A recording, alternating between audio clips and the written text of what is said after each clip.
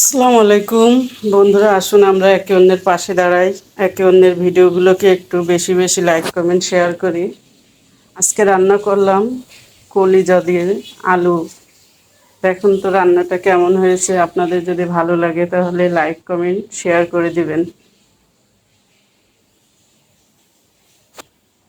আমার রান্নাগুলো আপনাদের যদি ভালো লাগে তাহলে আমার পেজটাকে ফলো করে দেবেন। আসুন আমি এখন কিভাবে রান্নাটা করলাম আপনাদের মাঝে শেয়ার করি। আপনারা আমার সঙ্গে থাকুন এবং ধৈর্য সহকারে একটু দেখতে থাকুন। আপনারা যদি আমাদের ভিডিওগুলো না দেখেন তাহলে তো আমাদের ভিডিওগুলো রিচ এঙ্গেজ বাড়বে না। এখন চুলায় কড়াই বসিয়ে দিলাম, তেল দিয়ে দিছি। এখন দিয়ে দিলাম এলাচ, লং, গরম মশলা, দুইটা তেজপাতা,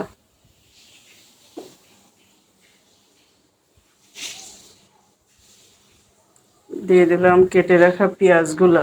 এখন এটা হালকা করে একটু ভেজে নেব।